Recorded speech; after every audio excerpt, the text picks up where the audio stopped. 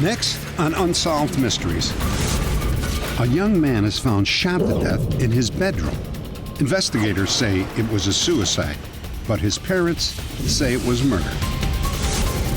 3 extraordinary house pets become 3 extraordinary heroes.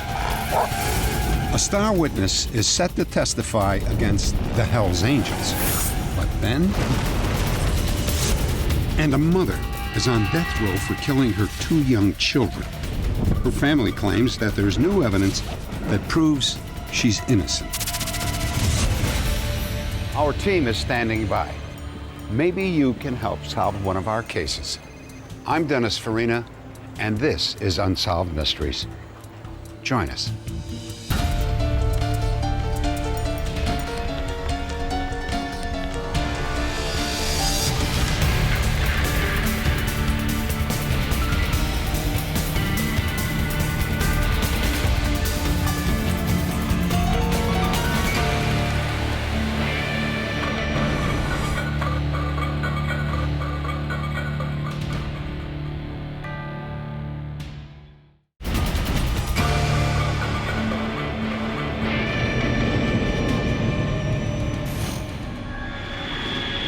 Arlington, Virginia. I thought I left the lights on. Beth George and her husband Tom Burkett returned to their home near the campus of Marymount University. Their son Tommy is a student there, but he is staying with them for the holidays. Tommy! When his parents walk into his bedroom, they discover a horrible scene. No! Tommy is upright on his sofa, lifeless. Tommy Burkett had been shot once through the mouth.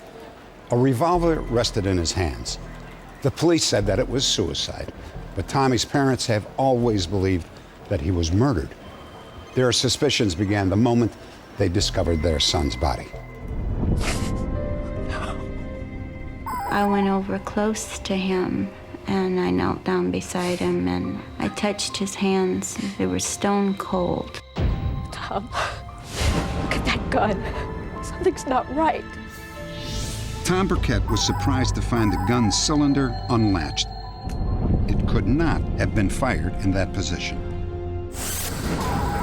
Paramedics arrived on the scene, followed quickly by police.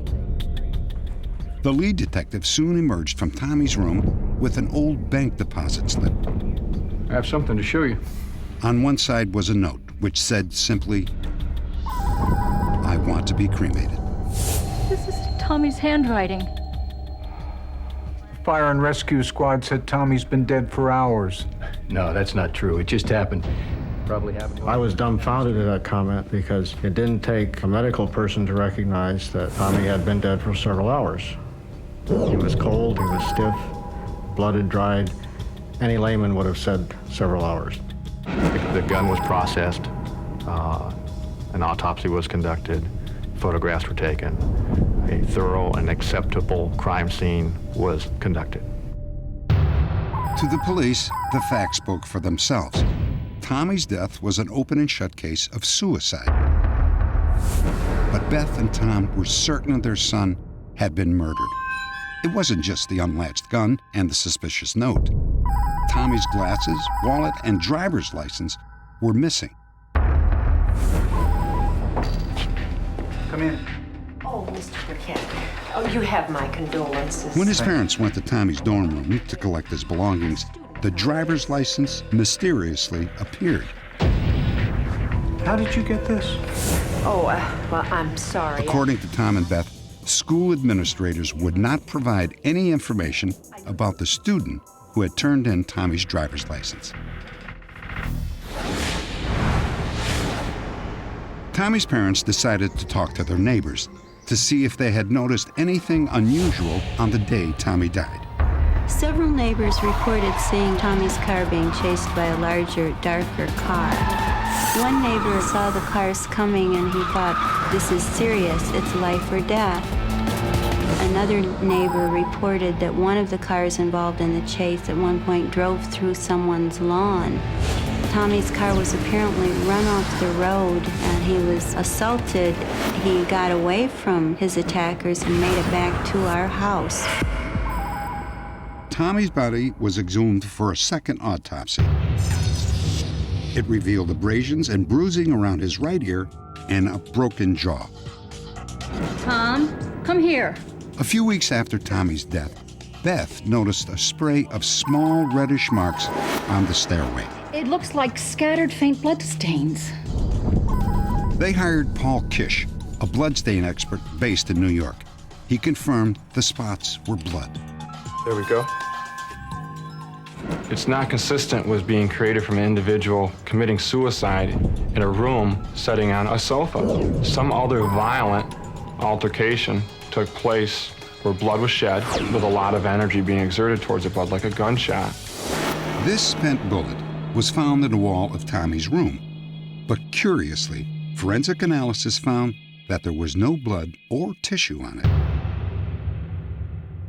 I'm calling about some information concerning my son, Tom. Beth made the decision to find out if Tommy had called 911 on the day he died. Do you have any records of him making any 911 calls that day? She said, well, on the computer screen, it shows his name and the time that he called and that he made 2 consecutive calls, but the message has been deleted. Do you have any records of any complaints he may have made against any persons? She said, yes, he had filed a complaint at the end of October and at the end of August. Well, what was the nature of the complaints? She said, I'll have to check with my supervisor. So she was gone several minutes and came back and said, I don't know why his name is on the computer, but he didn't call 911. It's my understanding that the information that the Burketts came up with about the 911 call was well after the 30 days, and the tape that would have been on the machine that particular night had already been routinely erased. Beth and Tom remembered a strange series of events that took place a few weeks before their son's death. Hello? Mom, they smashed my mailbox and took my paycheck. They took everything. It began with a phone call from Tommy.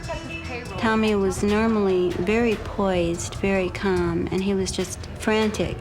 What do you think was in there? Something I didn't want anyone to know about. I think they found out what I'm doing. Since he was not positive they had found something out, he was not going to divulge exactly what he was worried about. What's wrong with you? Beth claimed that several sources told her that Tommy was assaulted a few days later by a student, and then he went to confront his attacker. We were later told by a student at the university that the young man who had Tommy's driver's license after he was dead was the same student who had beaten Tommy up. Tom and Beth gathered more information, some from curious sources. They concluded that Tommy was working as a DEA informant and that a group of students dealing drugs on campus conspired to kill him.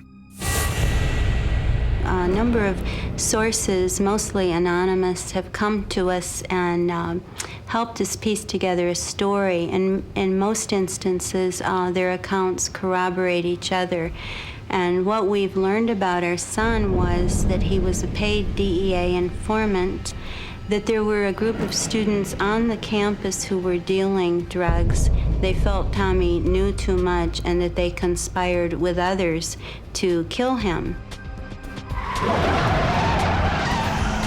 Beth and Tom are convinced that their neighbors saw Tommy being chased by the killers and that he got home in time to call 911 before they burst in.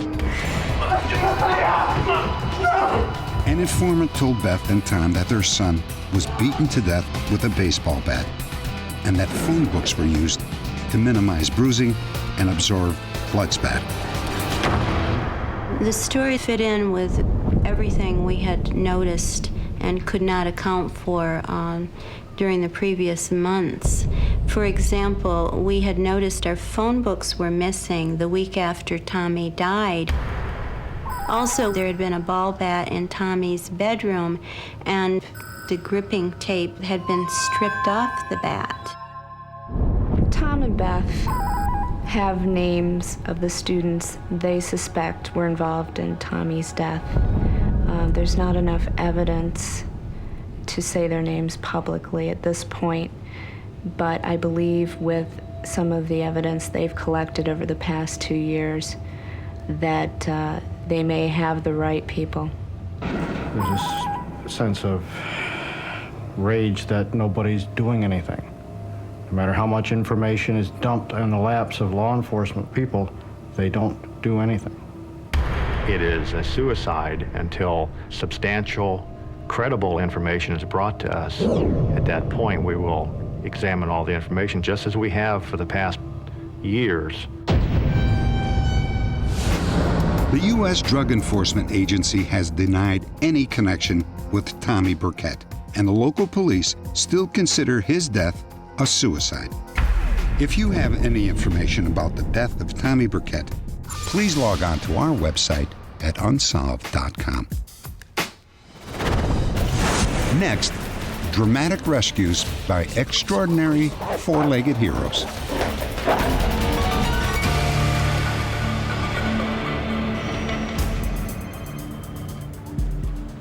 You're about to meet Boo, Oscar, and Ringo. Each is a household pet, and each is responsible for saving a life. Just how they did it and why they did it is an unsolved mystery.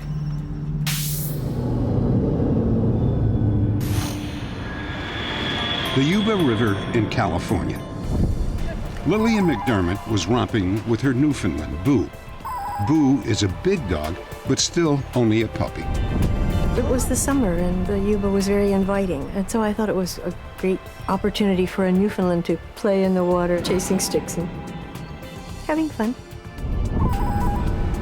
Upstream, an amateur prospector named Lynn Hill had just finished dredging the river for gold.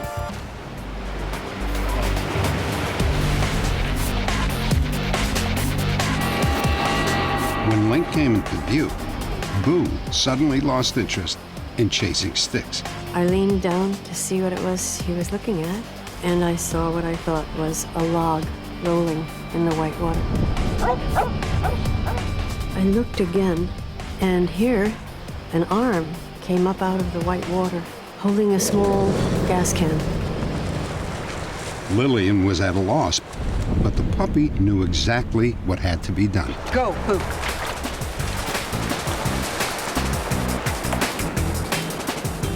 Boo swam straight into a strong current to reach the drowning stranger. He grabbed Link's arm and hauled him back to shore. It turned out that Lynn Hill was a deaf mute, unable to speak or to hear. And if not for Boo, he most likely would have drowned. Some experts believe that Boo's response may have been triggered by psychic abilities.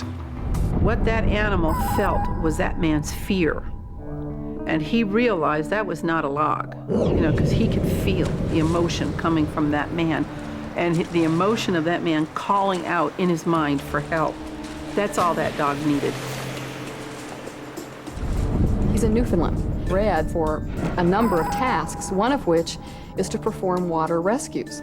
It's something that's innate, or some people use the term instinctive, that animals do because of their genetic heritage. Oscar, a Chesapeake Bay retriever, has been a constant companion and best friend to his owner, Chris Eschenberg. He learned early on that people were good, and he just loves to be around people. And in fact, that's one of the things that's most surprising about what actually happened. On a hot July evening, Chris returned home, and the house was quiet. This was odd because Oscar usually gave him a noisy welcome. Take it easy. What do you want? Go, just take, okay. Just take it easy, please. Please. At that point, I then started to think about Oscar. I was worried that I was going to open the door. Oscar was going to try to greet this guy like he greets all of my friends that walk into the house, and this guy was just going to react by shooting him. But Oscar was nowhere to be seen. He had plans of his own.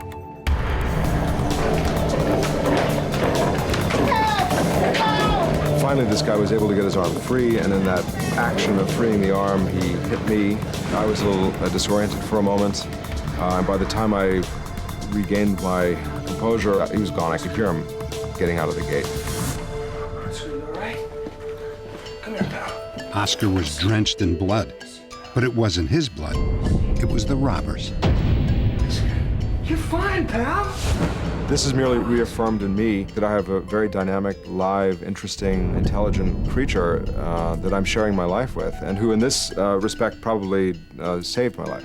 First off, it's almost sure that Oscar was aware of the intruder before Chris got home. He heard him, he smelled him, and whether it was territorial behavior or protective behavior or a combination of both, it's impossible to say. But he definitely took the initiative, took the offense, because of all these cues that were telling him, this is not normal, something isn't right.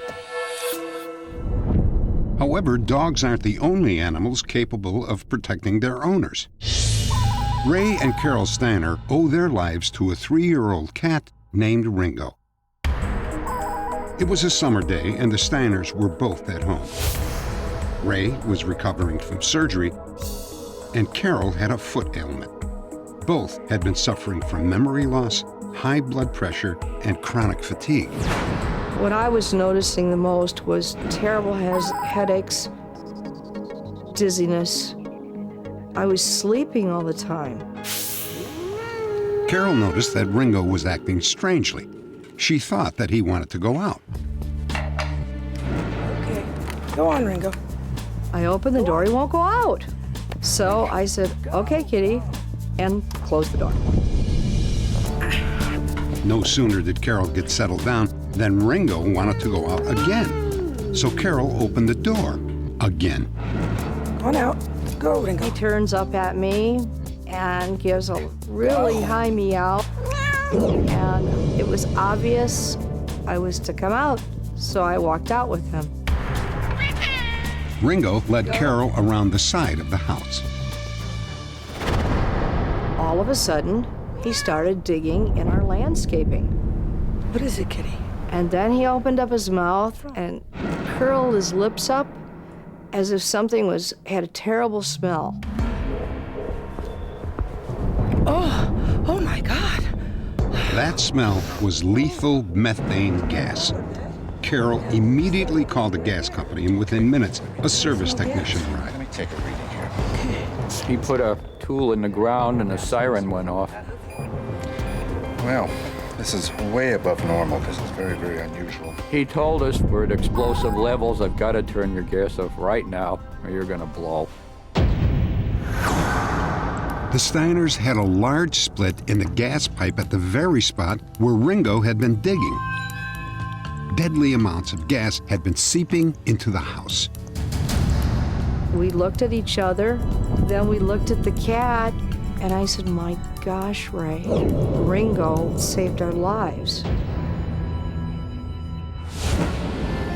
Was it instinct, or are some animals guided by unexplained psychic abilities? We may never know, but to their owners, it hardly matters. They are alive to tell the tale. It's a good boy. Next, a fugitive who murdered a policeman escapes from prison, but thanks to you, is recaptured. And later, an outlaw biker gang takes revenge on a witness.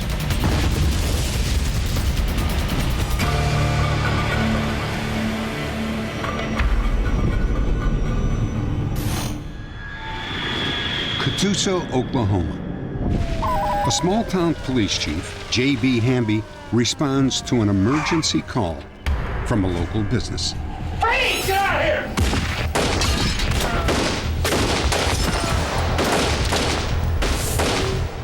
20 shots are fired in a matter of seconds. One robber is killed and the other is hit twice, but escapes. Less than 5 minutes later, Chief Hamby dies from gunshot wounds. He was a 24-year veteran of law enforcement. The surviving gunman, David Gordon Smith, was later captured and was sentenced to life in prison for the murder. Open 43! Because of good behavior, Smith became a prison trustee. Then 7 years after the murder, Smith escaped. Update. Spearfish, South Dakota. Following the airing of the David Gordon Smith case on Unsolved Mysteries, an anonymous tip was received giving us his location. He was working as a service manager at an automobile dealership. Authorities in South Dakota went to his place of employment. He was arrested without incident, and he readily admitted his identity upon questioning. There was a tremendous amount of relief. It was equivalent to a long-term, gigantic debt being paid off. David Gordon Smith was returned to Oklahoma and is now serving his sentence at the state penitentiary. He received an additional 4 years for the escape.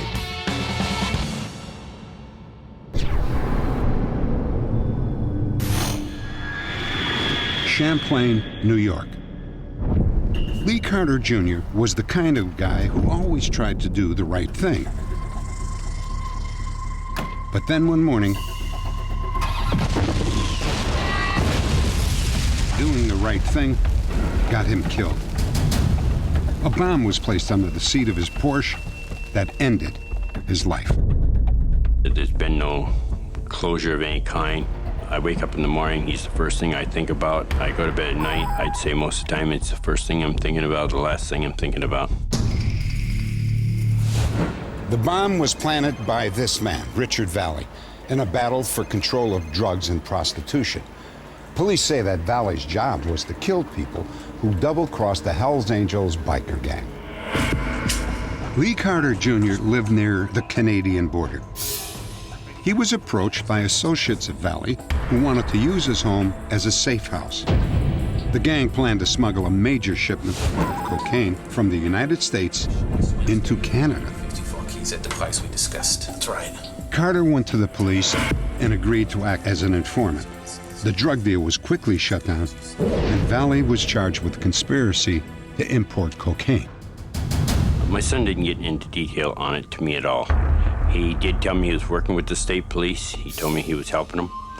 And I started to ask him what it was about, and he said it was best that I didn't get involved in it. But before the case could go to trial, Lee Carter Jr., the main witness, was eliminated. Richard Vallee was known to be a demolitions expert. Police believed Richard Vallee planted the bomb that killed Lee Carter Jr. Rick Vallee obviously made the decision that if he took out the witness, had the witness killed, then there was nobody to testify him against court. The drug charge would have to be dismissed, which in effect is what happened. With the star witness dead, the drug charges against Vallee were dropped. It took 2 years for New York and Canadian authorities to gather enough evidence to charge Vallee with Lee's murder. He was finally arrested in Canada, and while in custody, another inmate broke his jaw in a jailhouse fight.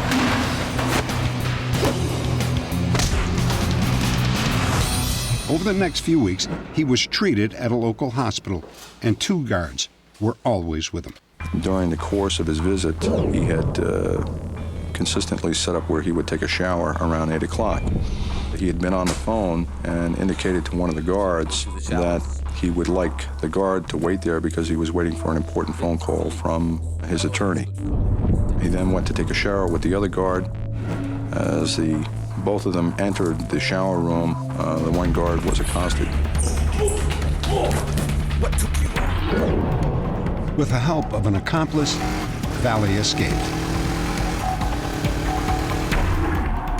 When I think of Richard Vallee, I think of an individual that thinks nothing of taking life, thinks nothing of anyone else whatsoever. He is it, and that's all. He has no values. It would help considerably to know that at least the individual wasn't out there living high on the hog while he has taken someone else's life. Update. While in Montreal, Canada, Richard Vallee was pulled over for drunk driving. He was released on bail. Later, when the police checked his fingerprints, they realized that he was a wanted fugitive and quickly tracked him down. Richard Vallee was tried and convicted in Albany, New York, for the murder of Lee Carter Jr. Coming up, a mother is convicted of murdering her 2 young boys. Her family says that she's a victim, not a killer.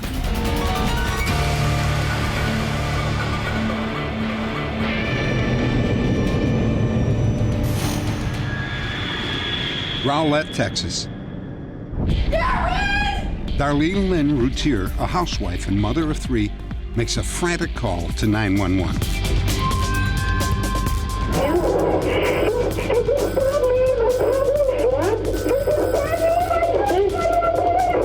Within 5 minutes, the first police officer arrived.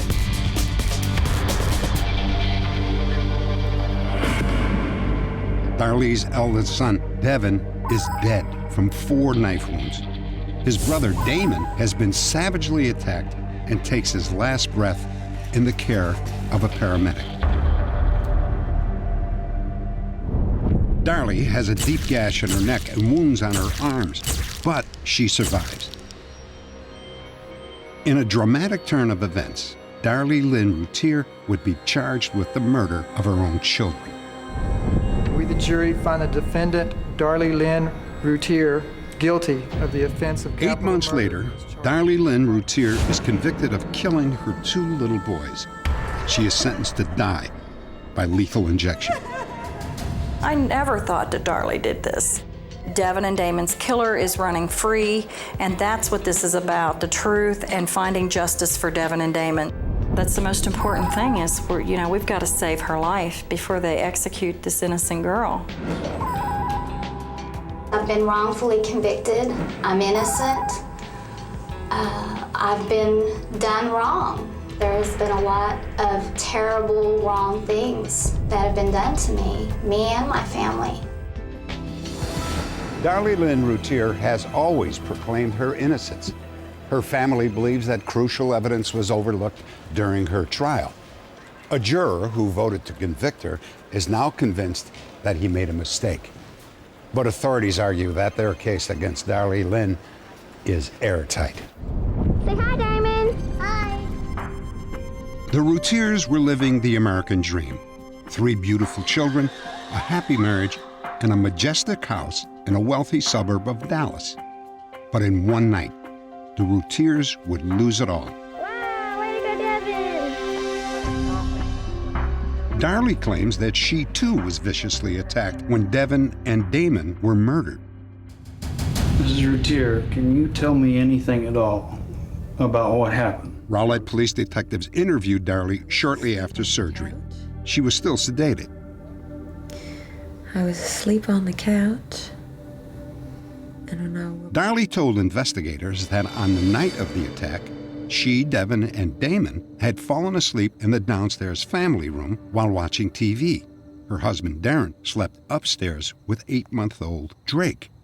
Darlie says that she was suddenly awakened and saw a man hovering over her with a knife. And then she saw the back of the guy leaving the house, so she followed him, and when she went out the door, she saw the knife in the utility room. She picked it up to defend herself if he came back in.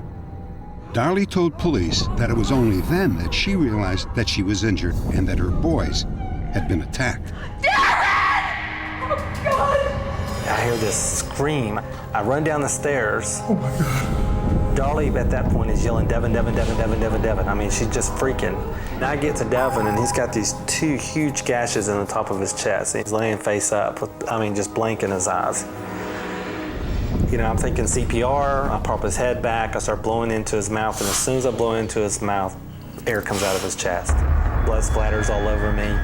Not only have you just been woken up to the worst nightmare in your whole life, your child is dying in front of you, and you just... Darlie, get some towels! You don't know what to do. Investigators did not question Darren's story, but they were troubled by Darlie's statement. They didn't understand how she could have slept through the attack and why she couldn't give a clear description of her assailant. Can you tell me what this person looked like? No, sir. When it came time to describe the so-called suspect, she was unable to describe the person, even though the person was supposedly kneeling or sitting, standing on top of her.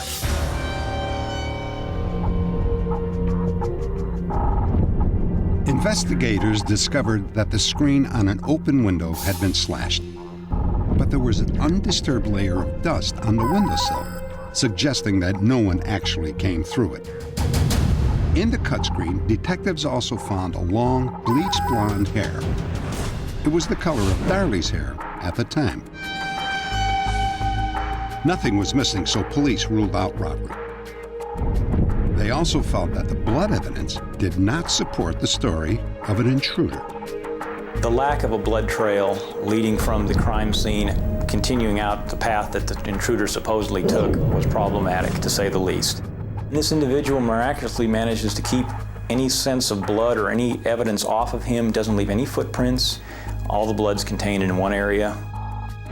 That was one of the things that, again, did not jive with her story. Another puzzling clue was discovered in an alley 3 houses down from Darlie's home. It was a tube sock with small amounts of blood from the 2 murdered boys. One of the characteristics of cases where mothers are involved in the killing of children are that after the fact, there's a very amateuristic cover-up. I believe the sock is part of the cover-up. No one wants to believe that a mother would do something like this to their children, but at some point, when you're presented with this type of overwhelming physical evidence, you have to start accepting some of it. I never suspected that they were looking at Darlie. I thought at the hospital they were looking at Darren, but never Darlie. And then on the news, there was breaking news, and it showed Darlene in handcuffs, and I started screaming and crying, just unbelievable.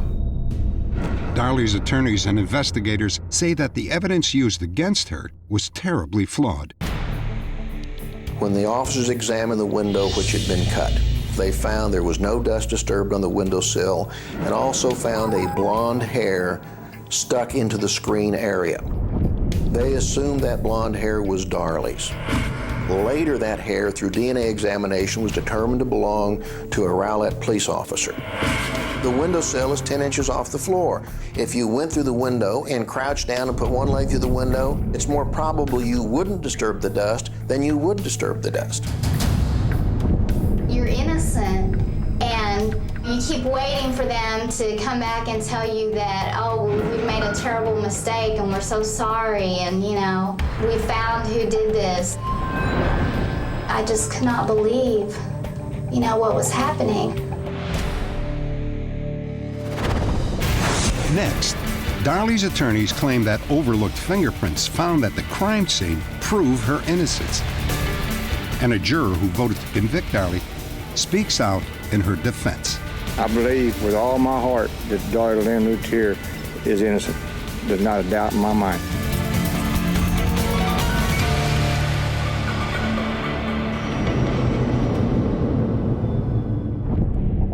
Darlie Lynn Routier, a young Texas housewife, stood accused of viciously killing 2 of her own children. Ladies and gentlemen, I want you to listen very carefully. According to the DA, Darlie Lynn Routier was a greedy, selfish, and vain woman. He said that motherhood was getting in the way of her extravagant lifestyle. The prosecution also suggests that if her 2 boys were dead, Darlie could collect on their life insurance and resume her wild ways.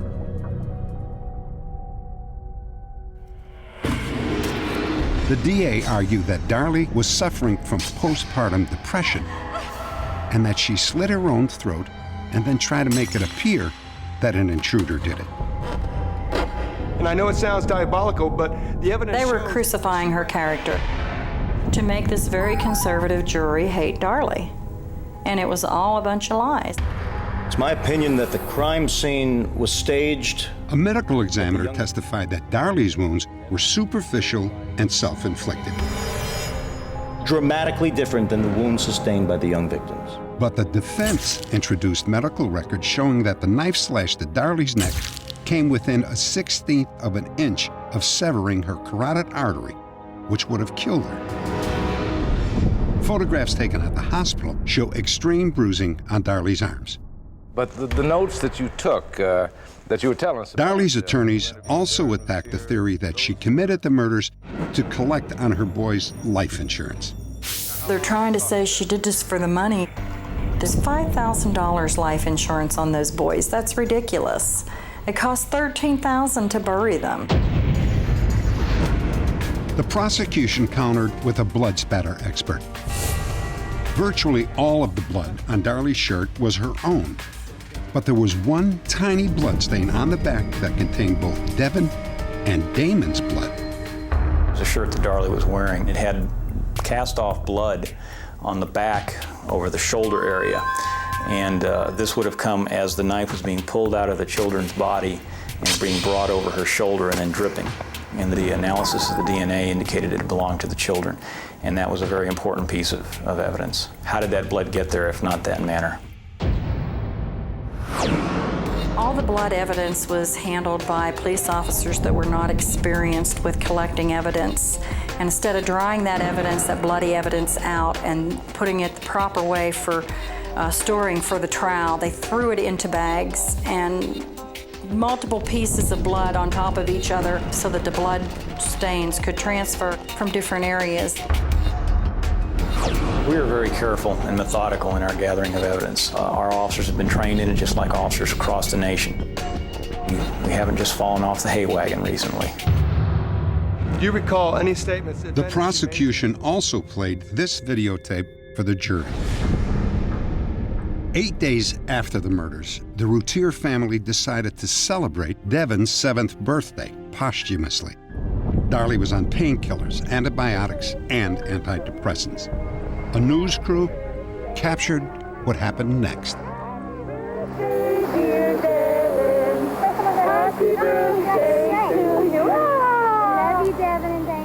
This does not appear to be the behavior of a grieving mother. And all right, fine, let's discount it. She grieves differently than everybody else in the world. But what about all this other preponderance of evidence that's still out there? We can't ignore all the rest of it. That was a celebration of Devin's birthday.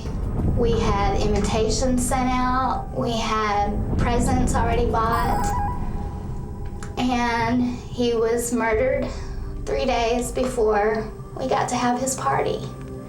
We used silly string because Devin and Damon always played with silly string. It was one of their favorite things. It's done out of a memory of them. They twisted that and made that into something ugly. During deliberations, the jury watched the so-called silly string video 8 times. It took the jury only 10 hours to reach a guilty verdict. Darlie Routier was immediately taken to death row at Gatesville State Prison. Killed the boys? I'm innocent. Darlie's family and attorneys claim that during the investigation and trial, crucial details were overlooked. They say that the photos of her wounds were not properly presented to the jury. After the trial, one of the jurors who convicted Darlie, Charles Sanford, had a chance to take a close look at the pictures. After I saw the pictures, that made me feel that she's not guilty. She did not cut herself, and that she put up a heck of a fight to protect her own self. I believe with all my heart that Darlie Lynn Routier is innocent. There's not a doubt in my mind. Darlie's defenders also point to the mysterious tube sock that was found 75 yards from the crime scene. The sock contains both boys' blood and probably epithelial or skin DNA of Darlie. There are no blood stains that belong to Darlie on the sock. So it obviously had to be touched by someone after both boys had been stabbed who also had contact with Darlie. Darlie's supporters say that examining the timeline that night makes the prosecution's account of the murders impossible. Medical testimony established that Damon could not have lived for more than 9 minutes after receiving his fatal wound, and that he did not die until the paramedics arrived. So before they arrived, the following events must have happened. Darlie talked to a 911 operator for 5 minutes and 40 seconds of those 9 minutes. The police secured the crime scene for an additional 2 of those 9 minutes before paramedics were let in. That leaves Darlie Routier approximately a minute and a half to place the sock 75 yards down the street, stage a crime scene, and then cut her own throat. I believe that the intruder had the sock on his hand, probably used as a glove or something, and I believe that he was covering her mouth. I don't believe she did sleep through it. I believe that she was asphyxiated. She was completely unconscious, and during the time of her becoming conscious is when she says, "I woke up." Darlie's family believes unidentified fingerprints at the crime scene belonged to the intruder. A fingerprint on the door leading to the garage and a second print on the credenza behind the couch have never positively been identified by investigators.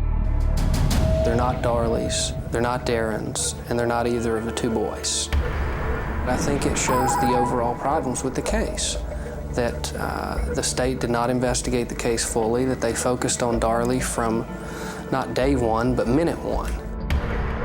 An intruder did come into my house. That man does exist, and he's walking free while my wife is on death row for something she didn't do.